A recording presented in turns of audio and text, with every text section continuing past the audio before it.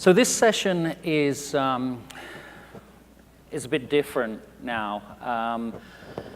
One of the things we've asked the presenters to do, some of those who've presented before, is to really show the transformation, the change that's gone on. Many of the people I've had the pleasure to work with, honestly, some of my favorite customers here in terms of their vision, their wisdom, the work that they're doing to change our industries. Many of these are actually lighthouses for Esri. They come up, they really challenge us to think differently, to think divergently, because that's how they think. They're innovating business processes. They're innovating business models.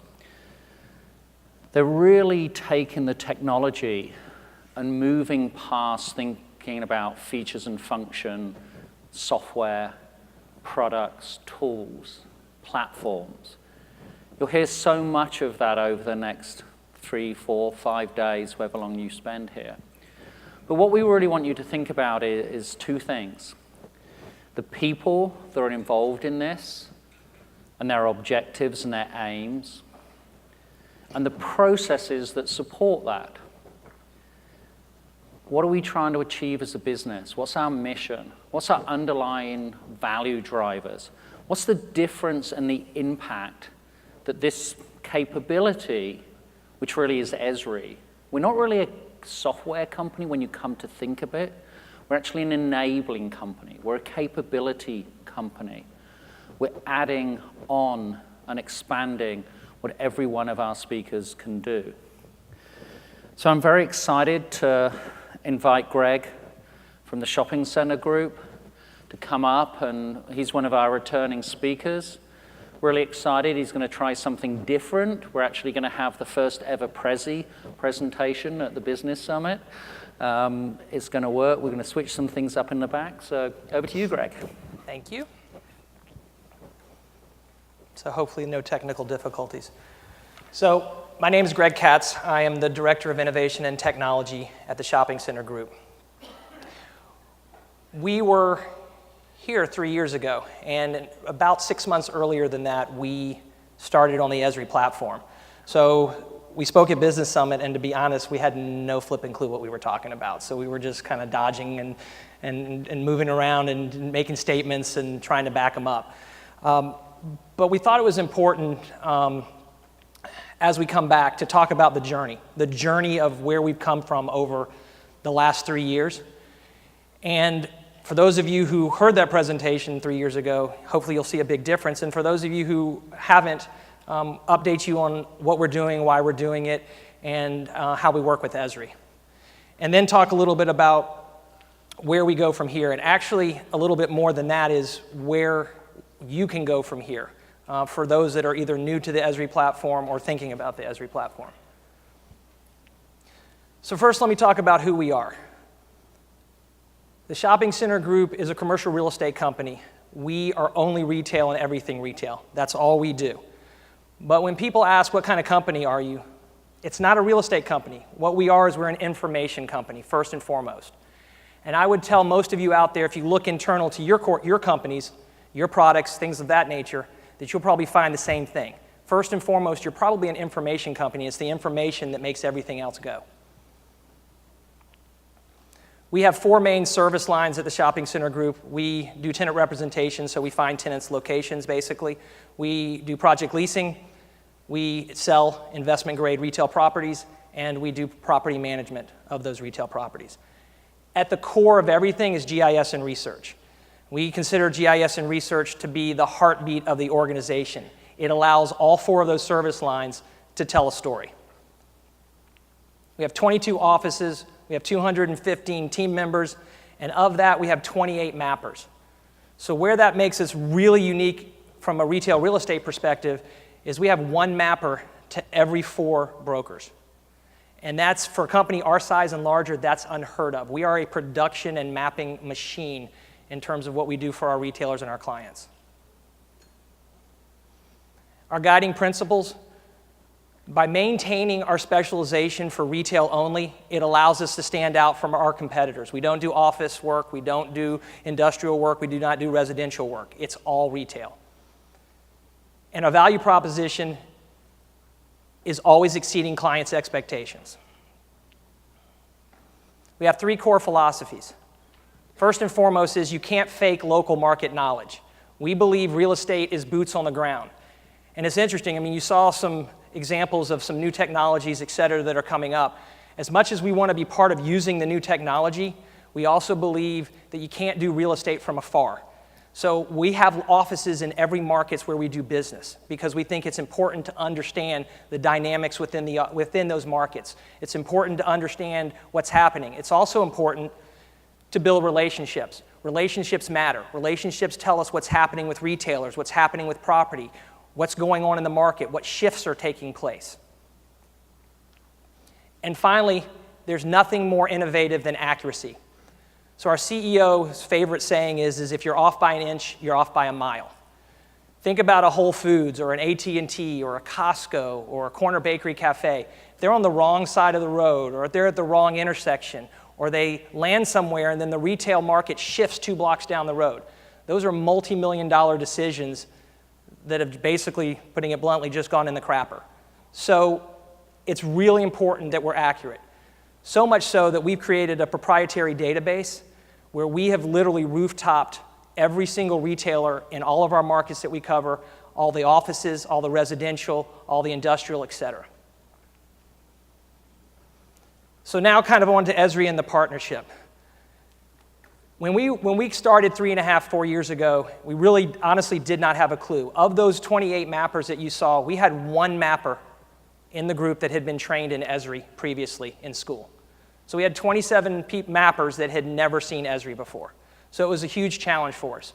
So it was really important to find a partner that could help us help ourselves.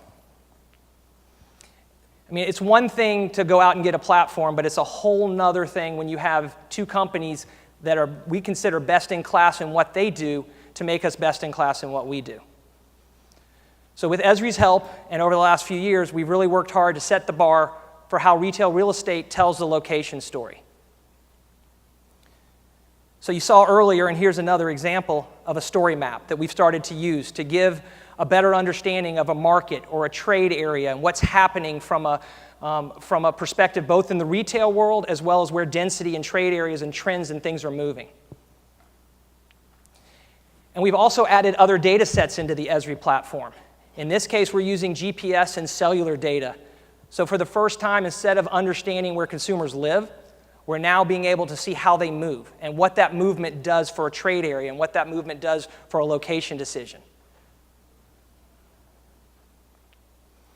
It's also enabled us to map the uniqueness of each retailer, each landlord, and each broker.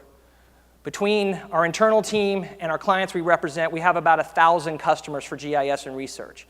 And every single one of them wants something different. So a Walmart's going to look at something completely different than a Costco, and it's completely different than an AT&T. Each of them are going to want us to map differently. So it's real important to have the flexibility and the breadth and depth as we map. And these are just some examples of how clients want to see something different. Same data, just shown differently.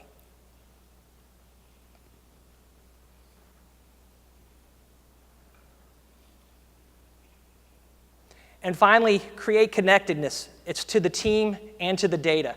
So it was real important over the last year especially that we enable our people to access our information, our data anywhere, anytime, on any device. With Esri, that was the web GIS platform that's really allowed us to go that next step. So we've created maps and maps in apps and all of that fun stuff where we have a market intel platform for our team to use and share with our clients that gives us the perspective of what's happening in a specific trade area or specific retailers and information on those retailers. It gives us a landscape app that gives us a clue as to where the density is for residential, for office, for industrial, where tourism is populating to, et cetera. Through the iPad and the iPhone, it allows us to, now with custom reports, bring our own custom reports into play to match up with our proprietary database of locations. and it allows us to edit information on the fly. So when we're out in the field and we see that there's something missing in the database, or that something is closed and something else is open and we need to update, or there's a vacancy that we didn't know about, we can instantly update the database and send it in.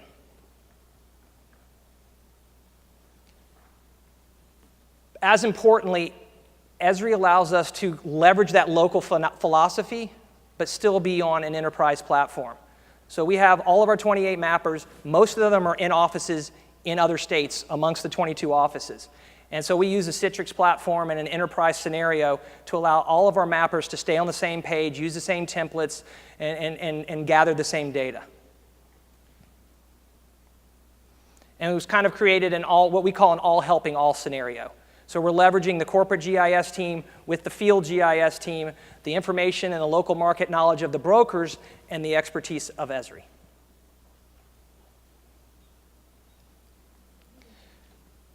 So we were, at least in our group of retail real estate fellow companies, we were one of the first to jump onto Esri several years back. And we frequently get the question, where do I start? The platform can be a little intimidating. There's a lot of breadth and depth. How do we take the first step? So here's what we've learned. One is, again, you saw a lot of cool things earlier. You'll see a lot of cool things over the next day and a half and into the rest of the week if you're staying here for the user conference. But we fell for that. We went and started saying, we need to do this, we need to do that. Look, that's cool. Oh, that's neat. We got to jump on that. And so instead of making a straight path from A to B and hitting our goal, we kind of zigzagged our way through. And as we did that, we weren't really accomplishing what we needed to accomplish. So it's kind of like a house analogy. We needed to build the foundation first and then get the rest of the house up so that later on, 10 years down the road, the house didn't collapse because the foundation was poor. Fit the solution to the problem. So you should have a problem that needs to be fixed by the platform versus trying to find this new cool bell and whistle and all that fun stuff that you say, we got to have it, and you find something to attach it to because you need to justify it. Leverage Esri.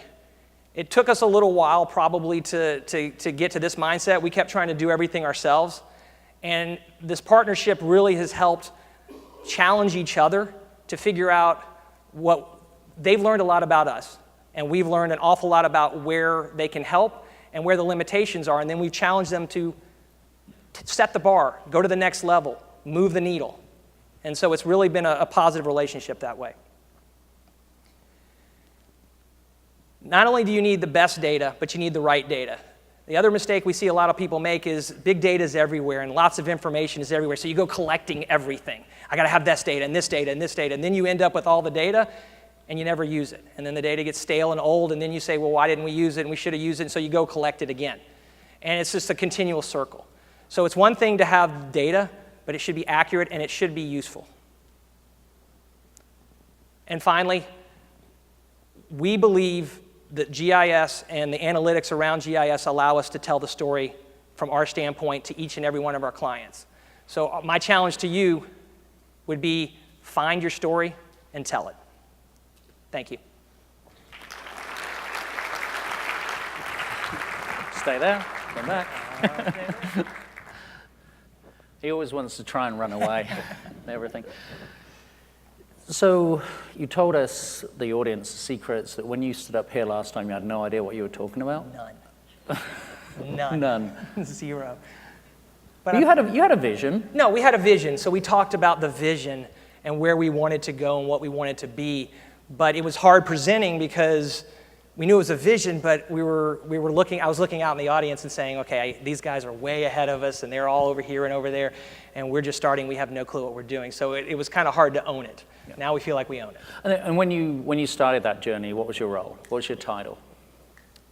Well, when we started the journey, I was actually a tenant representative. I was a broker. And what are you now? Now I'm Director of Innovation and Technology. All right. So now, somehow I benefited. I'm not sure how. And this is a real good demonstration. What was it, March, April? Mm-hmm. We're in your office, and Gregg invited, they have two CEOs and the COO into the meeting. And we didn't really have an agenda. Right.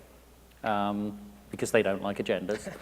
Correct. And we just talked, and it was a really challenging meeting. It was. I mean, there was a lot of, why can't we do this? Why aren't we doing this? We should be able to be here. And then you guys challenging us back. Well, here's how we can get there, but this is what you need to do. And it was very productive. Yeah. And I think that's one of the key things, right? And that this isn't a customer, provider, supplier, whatever you want to call it, relationship. I mean, we've achieved this success. I mean, honestly, I think both of us think of it in that way. And to be able to go in and challenge each other and say this, and this notion of innovation being a differentiator, and Gregg's been an incredible advocate internally and externally. The work that he's done and the role that he's now in is a reflection of this. So I thank you every day, and I love your friendship and partnership. Thank you. Likewise. Thank you.